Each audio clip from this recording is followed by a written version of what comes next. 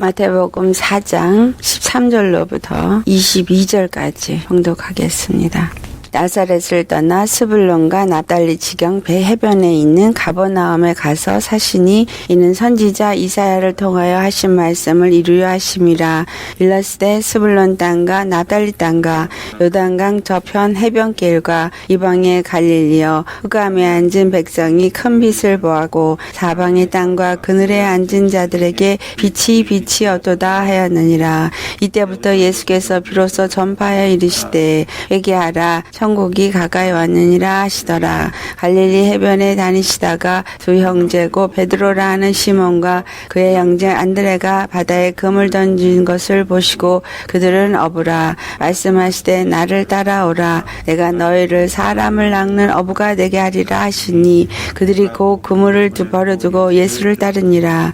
거기서 더 가시다가 다른 두 형제 곧 세베대의 아들 야고보와 그의 형제 요한이 그의 아버지 세베대와 함께 배에서 그물 깁는 것을 보시고 부르시니 그들이 곧 배와 아버지를 버려두고 예수를 따르니라. 아멘. 예수님께서 모든 시험을 다 마치시고 나서 스불론과 납달리 지경 해변에 있는 가버나움에 가서 사셔다라고 말씀하고 있습니다. 이 말씀은 14절에 선지자 이사야를 통하여 하신 말씀을 이루려 하심이라 라고 말씀합니다. 그가 가서 거한 스불론과 납달리 지경은 무엇이길래 선지자 이사야의 말씀을 이루셨는가? 예수님은 구약에서 예언하신 대로 그 모든 일을 하나하나 이루신 것이 예수님의 전생애입니다. 그 중에 이 납달리와 스불론 땅에 거하셨던 것은 이사야서 9장에 나오는 말씀으로 1절, 2절에 보면은 여기서 말한 15절, 16절에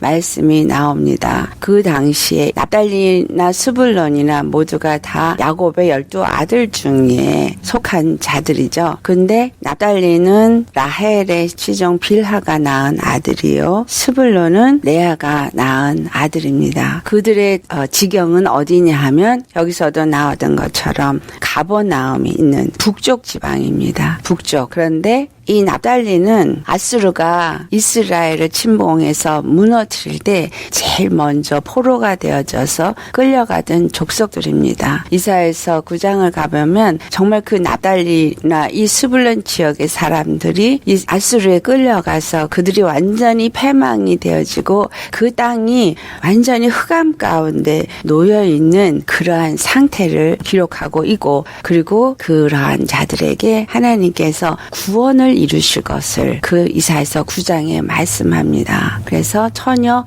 마리아의 몸을 빌어서 예수 그리스도가 그 빛으로 흑암 가운데 빛으로 오실 것을 기록하고 있고 하나님의 구원이 그들에게 일어날 것을 하신 말씀이 이사야서 9장에 기록되어져 있습니다. 이와 같이 예수님께서 선지자 이사야를 통해서 예언하신 대로 이 땅에 빛으로 오신 것입니다. 그들 가운데 빛으로 오셔다. 이 말씀은 요한복음의 1장에 말씀하시는 것처럼 1장 4절에 사람들에게 생명의 빛이다. 바로 생명의 빛, 생명으로 오셔다. 그 말은 누가복음 2장 30절에서부터 32절에 그 예루살렘 성전에서 있던 시므온이라는 사람이 아기 예수님을 만났을 때 그가 한 이야기가 기록되어져 있습니다. 내 눈이 주의 구원을 보았다. 만인 앞에 예비하신 것이다. 이것을 빛이다. 주의 백성들 이스라엘의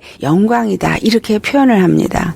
바로 예수 그리스도가 스불론과 그 납달리 지경에 그 어두움의 사망의 땅에 그 사망의 그늘에 앉은 자들에게 빛이 비춰다. 이 말씀이 시편 107편 10절과 11절을 보면은 사람들이 흑암과 공고와 쇠사슬에 앉은 이야기가 나옵니다. 그것은 저들이 지존자의 뜻을 하나님의 말씀을 거역하고 지존자의 뜻을 멸시했기 때문에 그들이 흑암과 공고와 쇠사슬에 앉아다. 19절로부터 20절, 21절을 보면은 그들이 그 어둠 가운데서 고통 가운데서 부르짖음에 말씀을 보내서 저들을 위경해서 건지시다. 죄로 인해서 죄악 가운데 앉아있는 자들을 주님은 사랑의 하나님, 바로 여호와 구원의 하나님이시기 때문에 저들을 죄악 가운데 두시지 아니하고 저들을 구원하시기 위해서 예수라는 이름으로 저의 백성을 저의 죄에서 구원할 자라는 이름으로 오셔서 저들을 말씀으로 위경해서 그 어두움과 사망의 그늘에서부터 빛을 비추셔서 그들을 건지신다라는 것입니다. 이것은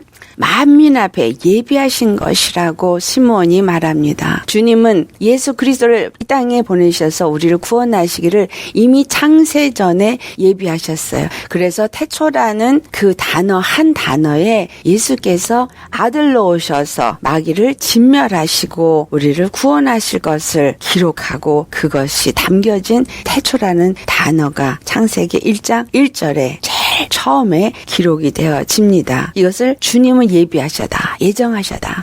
에베소 1장에 예수 그리스도를 예정하신 것에 대한 이야기가 나옵니다. 그 예정은 바로 무슨 예정이냐? 우리 구원의 예정이다. 그리고 이방인에게도 비추는 빛이다. 예수님은 이스라엘에게만 구원의 하나님이 아니라 이방인에게도 구원하시는 이방의 빛이 되어지신다. 그것이 주의 백성 이스라엘의 영광이다. 예수 그리스도를 통해서 바로 유대인과 이방인들이 다 구원을 받고 하나님의 백성이 되어지는 이스라엘이라는 나라가 형성되어져서 그 영광, 그 생명의 빛이 그들 가운데 나타나게 될 것을 이사야 선지자가 말씀하셨고 오늘 또 이 마태복음 4장에 말씀하고 그 오신 예수를 시므온이 또 찬송합니다. 바로 이것은 구원의 빛이다. 우리의 구원이 되신다. 이 시대에 지금 우리는 이 말씀을 볼 때 2015년 전에 예수님이 이 땅에 오셨을 때에 있었던 말씀이라고 생각합니다. 하지만 성경은 그 시대를 따라 동일하게 말씀이 적용됩니다.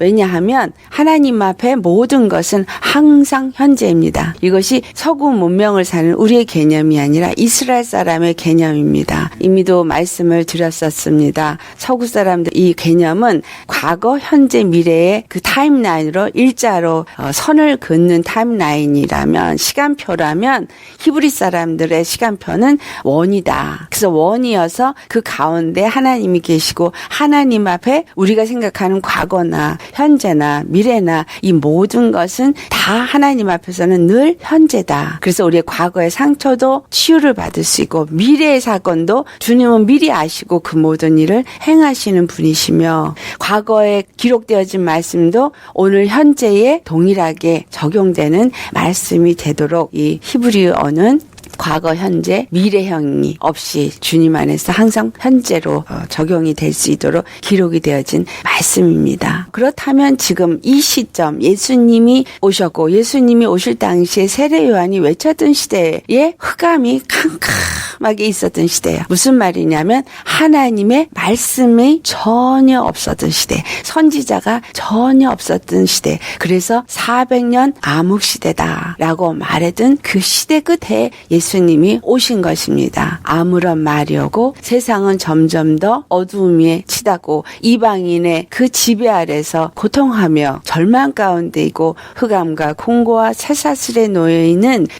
그때의 예수님이 생명의 빛, 구원의 빛으로 오셨습니다. 오늘 지금 우리가 살고 있는 이 시점도 정말 캄캄합니다. 어떻게 이 시대가 변해될지 우리는 알 수가 없어요. 들리는 소리는 더욱더 참을하고 두렵고 정말 구원이 전혀 보이지 아니하는 거짓 선지자들이나 적그리스도가 이기고 이기는 사단이 이기고 이기는 소식밖에는 우리 귀에 들려오지 않고 있습니다. 교회는 점점점 메말라 가고 있고 영혼들은 사랑이 식어져 가고 있고 정말 갈급한 영혼들은 도처에 비틀거리고 있고 하나님의 생명이나 하나님의 구원의 역사는 도무지 볼 수 없는 것 같은 이 시대가 바로 세례 요한이 외쳤던 암흑시대와 같습니다. 그럴 때 바로 세례 요한이 회개하라 천국이 가까이 왔느니라. 그런데 예수님께서 오셔서 또 말씀하십니다. 회개하라 천국이 가까이 왔느니라. 예수님이 이제 공생애를 시작하면서 하나님의 계획하신 일을 그를 통해서 이루기를 시작하는 그때에 예수님이 첫 번째 하신 말씀이 회개하라 천국이 가까이 왔느니라. 오늘 우리에게도 말씀하십니다.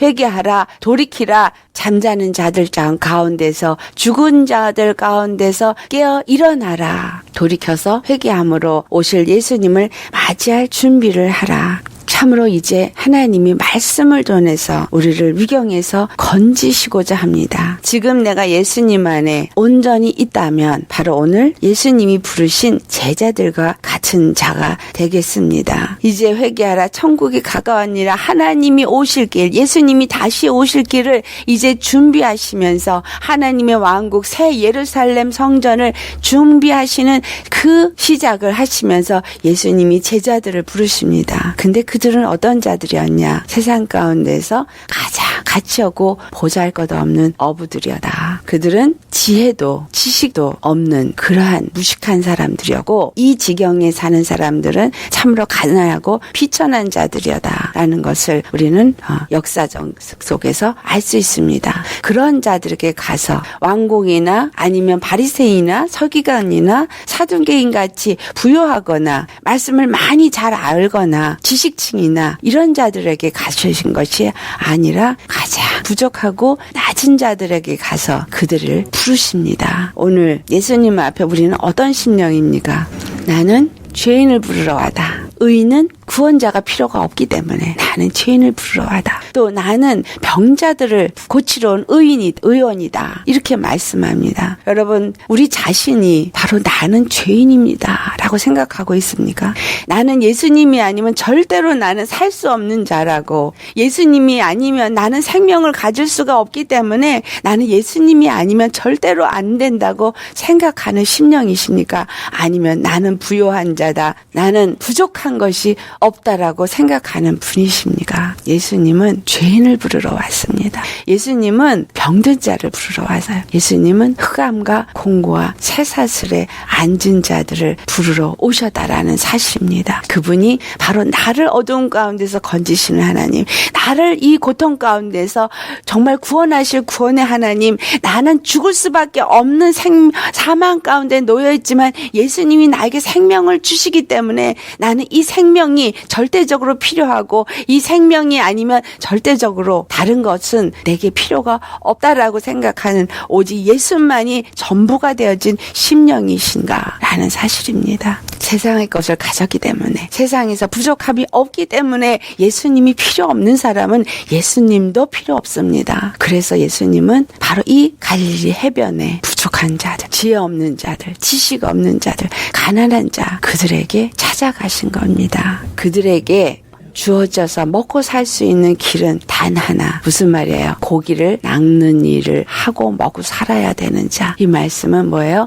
그들 심령이 예수님 안에서 정말 은혜 받고 영혼을 불쌍히 여기는 심령이 되어진 자. 이런 자가 바로 어부입니다. 그들의 삶에 오직 하나, 하나님의 뜻을 이루는 것, 정말 영혼 구원을 이루는 일을 이루기 위해서 모든 것을 버릴 수 있는 자. 그런 자가 예수님께서 부르시는 어부가 될 수 있는 자입니다. 내가 너희를 사람을 낚는 어부가 되게 하리라. 그들은 예수님을 만나는 그 순간에 자기의 모든 생업을 버리고 예수님을 따릅니다. 우리가 정말 예수님을 만났을 때 세상에 나를 부요하게 하고 세상에 나를 유익하게 하고 이것이 없으면 안 된다고 생각한 그 모든 것들을 정말 버리고 예수님을 따를 수 있는 자인가? 예수님은 이런 자를 업으로 부르십니다. 사람을 낚는 업으로. 그렇다라고 생업을 다 때려치고 예수님을 따라야 된다, 그 얘기는 아닙니다. 우리 심령이 정말 예수님이 전부가 되어진 심령, 그 중에 목사로 부르는 사람들, 정말 영혼 구원하는 일을 위해서 전념해야 되는 사람들은 전업을 포기하고 예수님 앞에 나오게 합니다. 그 외에도 교사도 있고 또 봉사하는 사람도 있고, 하지만 그런 모든 심령들이 사람을 낚는 어부가 되기 위해서는 준비되어져야 되는 것이 있습니다. 예수님이 나를 따르라. 그 세상의 것을 다 내려놓았을 때, 그 빛을 보았을 때, 그 빛이 나의 생명이요, 이 빛만이 바로 내가 있어야 할 것이라고 빛이 되시는 예수님을 붙잡은 자는 이제는 예수님만을 따르는 자가 되어야 하는 것입니다. 바로 이 시대, 이 어둠의 시대에 우리는 오직 붙잡아야 될 것은 예수님 한 분뿐입니다. 세상에 나에게 줄 수 있는 부귀, 영화, 어떤 명예, 그리고 내게 육체의 유익을 줄 수 있는 그것을 따라가면 결단코 예수님이 오셨을 때 예수님을 맞이할 수 없습니다. 그래서 이 모든 것을 우리 심령에서 놓아야 합니다. 육체에 물론 필요하죠. 하지만 우리는 먼저 그의 나라와 의를 구하는 심령으로 예수님을 붙잡고 예수님이 내 마음의 중심이 되어지고 나의 주, 나의 구원, 나의 단 하나의 길이 되어지시는 생명으로 그분을 붙잡은 믿음을 가진 자가 되어야 한다라는 것입니다. 예수님이 그들을 부르셨을 때 그들은 첫 번째로 예수님과 함께 동거했어요. 자, 우리가 예수님 앞에 부름을 받으면 예수님과 동거동락을 하는 자가 되어야 해요. 아멘. 예수님과 동거동락을 한다는 것은 그럼 영적으로는 예수님이 지금 없는데 성령님이 우리 안에 오셔서 성령님이 내 안에 내주하셔서 나와 함께 거하실 수 있도록 내 문이 활짝 열려져. 계시록에 하신 말처럼 내가 문 밖에서 두드리노니 내가 문을 열면 내가 들어가고 나오며 너와 함께 먹고 너와 함께 거하고 내가 너 안에 네가 내 안에 거하는 동거동락의 역사가 있어야 한다라는 것입니다. 이 동거동락의 역사가 있으면서 예수님은 이 제자들에게 무엇을 하셨어요? 끊임없이 말씀을 가르치셨습니다. 그리고 예수님이 어떻게 하시는가를 보여주셨어요. 우리 안에 이 동거동락을 한다는 얘기는 말씀이 우리 안에 있어지는 것입니다. 자, 어부가 고기를 낚으려면 반드시 필요한 것이 무엇입니까? 첫째는 배요, 둘째는 그물입니다. 첫째 배는 바로 예수님이 우리의 생명의 구원호입니다. 자, 예수님의 구원호에 내가 갈아타야 돼요. 세상의 배를 타면 나는 몰락하지만 구원호를 갈아타서 예수님 안에 속한 자가 되어지면 예수님 안에 거하는 자가 되어집니다. 그 거듭난 심령은 예수님 안에서 동거동락하면서 무엇을 하느냐? 하나님의 영으로 인도함을 받아서 주의 말씀을 배우고 주의 말씀이 내 생각과 마음을 지배할 때 그물이 짜져요. 그물은 말씀과 말씀이 엮어져서 그물이 만들어지는 겁니다. 구약과 신약이 짝이 맞춰지면서 말씀이 깨달아지고 말씀이 해석이 되어지면서 말씀이 열려지면서 하나님의 말씀에 지혜가 임하고 지식이 임하면서 말씀이 무엇을 말하고 있는지 성경에 예수 그리스도의 무엇을 말하는지 하나님의 구원이 어떤 것인지 예수 그리스도의 십자가를 통해서 하나님이 우리를 구원하시는 이 모든 진리와 비밀의 경륜들이 깨달아 알아질 때 그물이 짜지는 겁니다. 왜냐하면 그물이 제대로 짜져야 물고기를 낚을 수 있기 때문에. 그래서 예수님 안에서 동거동락하면서 성령에 의해서 말씀을 깨달아 알고 말씀이 내 안에 풍성하게 되어질 때 이 말씀이 온전히 그물로 짜여질 때 우리는 어부가 될 수 있습니다. 그래서 그리스도의 양이 되어진 사람은 성령의 음성을 듣는 자다. 성령의 음성을 듣는 자는 것은 말씀에 순종하며 말씀에 순복되어지는 자. 쉐마 이스라엘, 하나님의 말씀을 들어라. 들어라 이스라엘아. 이 말씀은 주의 말씀을 경청해서 그 말씀대로 순종해라. 그리하면 그때 여호와 내 하나님은 엘로힘 전능하신 너의 하나님이 될 것이며 그 전능하신 하나님은 에하드 너와 하나가 되어져서 내 안에서 그 뜻을 이루도록 하실 것이다. 너의 구원의 하나님 아도나이 또한 만민의 구원의 하나님이 될 것이다. 이사야서 6장 4절에 있는 말씀이 우리에게 이루어지게 되는 것입니다. 이것이 바로 어부가 된 자가 배의 구원호 예수님께 타고 올라앉아서 말씀으로 양육돼서 그물을 짜고 그 그물이 준비되어질 때 세 번째 어떤 일이 있어야 돼요? 예수님께서 그들 배에 올랐을 때 주님이 말씀하시죠. 깊은 데로 가라. 그리고 깊은 데에 가니 그물을 내려라. 오른쪽에 그물을 던지라고 말씀합니다. 사람의 생각이나 사람의 방법으로 그물을 던지는 것이 아니라 하나님께서 예수님께서 우리 안에서 성령으로 우리 안에서 말씀하시고 우리를 인도하셔서 우리를 이끌어서 우리가 그물을 내려야 할 곳을 말씀하신다라는 것입니다. 내가 내가 영원 구원을 위해서 전도해야 될 그곳에 주님이 나를 이끄신다라는 것입니다. 만약에 내가 지금은 아무 곳에도 이끌림을 받지 못하고 그냥 집에서 있기만 한다면 그러면 그 집이 바로 지금 내가 영원 구원을 하도록 허락한 장소입니다. 내가 말씀을 먹고 예수 그리스도 안에서 거하고 예수님과 함께하는 자라면 그렇다면 그것이 빛으로 나타나서 가정의 어두움이 떠나가게 하고 가정 구원의 역사가 먼저 일어나죠. 사도행전 1장 8절에 성령이 너에게 임하시면 너희가 권능을 받고 그 다음에 어떻게 되어진다 그랬어요? 예루살렘부터 시작이 되어져. 하나님의 성전이 있는 그 예루살렘부터 시작이 되어져서 예루살렘과 온 유대와 사마리아와 땅끝까지 이르러 내 증인이 되리라. 우리가 가정에서 증인이 온전히 되어지지 못한다면 가정에서 내가 그리스도의 사람이라는 빛이 생명의 빛이 있음을 나타내지 못한다면 바깥에 가서 생명을 나눈다라는 것은 있을 수가 없는 거예요. 예수님의 그 빛, 예수님의 그 구원, 예수님의 그 생명, 예수님의 그 십자가의 사랑이 나에게서 우리 가정에게 먼저 나타나야 되고 먼저 보여져야 합니다. 그리고 주님께서 예루살렘에서만 그 일을 하게 하시지 않았죠. 결국은 핍박과 함께 디아스포라가 되어져. 핍박과 함께 흩어져서 나아가서 유대의 땅에, 더 나아가서 사마리아 땅에, 더 나아가서 아시아에 이렇게 점점 이 복음이 확산되어지도록 흩으십니다. 나아가서 사람들이 만나야 될 그곳에 나갈 때 베드로가 예루살렘에 온 사람들한테 외칠 때 어떻게 외쳤어요? 그가 성령을 받고 성령이 충만한 가운데 나아가서 예수 그리스도가 누구신지를 전파했어요. 복음은 오직 예수 그리스도가 누구신지를 전파하는 것입니다. 십자가에서 죽으시고 부활하신 그 이것이 무엇인가를 전파했어요. 다른 것을 전하지 않았습니다. 어떻게 하면 이 땅에서 잘 살 것인가를 전하지 않았어요. 어떻게 너희들이 행동을 잘해야지 구원을 받는지를 의롭게 되는지를 전하지 않았습니다. 주님은 너희가 성령이 너에게 임할 때까지 기다리라. 성령이 그들에게 충만하게 임할 때까지 너희들은 말씀과 기도에 전혀 힘쓰라 말씀하셨어요. 그래서 말씀으로 양육되어지고 기도함으로 성령의 기름을 부음을 받아서 그들이 하나님이 인도함을 받을 때에 나아가서 성령의 감동을 받을 때 예수 그리스도가 바로 주시다. 그가 바로 우리의 그리스도다. 그 십자가가 바로 우리의 구원의 단 하나의 길이라는 것을 증거하였습니다. 요한복음 2장에 항아리에 물을 채우라. 그런데 항아리가 6 항아리가 다 찰 때까지 예수님은 아무 말도 하지 않으셨습니다. 6 항아리가 다 채워졌을 때 그때 너희는 이것을 떠서 연회장에 갖다 주라. 말씀을 우리가 나눌 때는 내가 정말 말씀에 충만하고 성령이 충만해서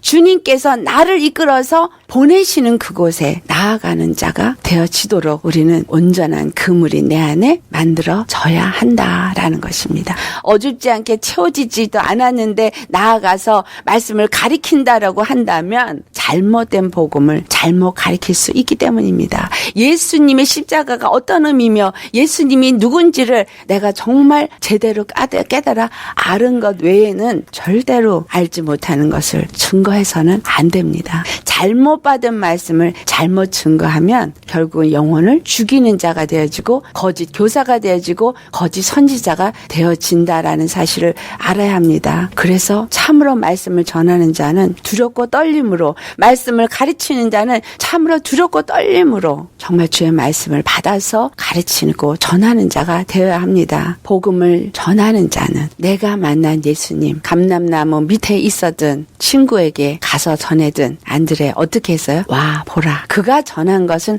와 보라 이것밖에 안 했어요. 여기에 바로 그리스도가 아니냐 예수님께 인도했습니다. 나머지 그가 와서 예수님을 통해서 말씀을 들었을 때, 또 요한복음 4장에 나오는 사마리아 여인이 와 보라 내가 이렇게 죄인인 것을 다 말한 자가 있다. 저가 그리스도가 아니냐 그랬을 때 그들이 와서 그리스도를 통해서 말씀을 들었을 때 그들이 예수를 영접했습니다. 전도하는 자는 참으로 와 보라 했을 때 내가 변화된 게 먼저 보여져야 합니다. 그리고 예수님께로 그들을 인도했을 때 그들이 예수님의 말씀을 바로 온전히 받아서 증거하는 목자를 통해서 그 말씀을 들어야 되겠죠. 그러니 목사가 전하는 메시지는 하나님의 말씀을 제대로 증거하는 입술이 되어져야 할 만큼 너무나 중요하다는 것입니다.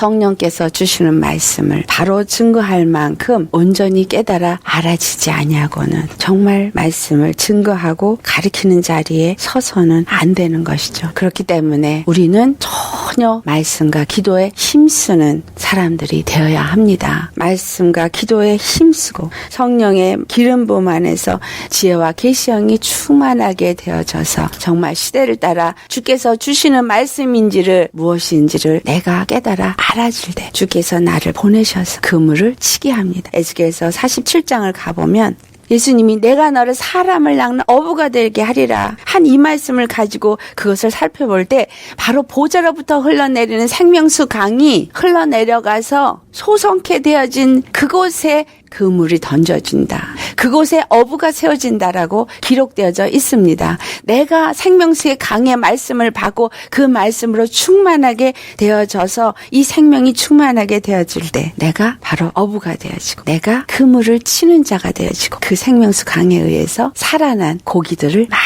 많이 잡아서 예수님께 드릴 수 있는 풍성한 결실을 맺는 어부가 되어지는 것입니다. 이 시대 우리에게 주님께서 주시는 말씀입니다. 우리 모두 사람을 낚는 어부가 되시기를 예수의 이름으로 축원합니다.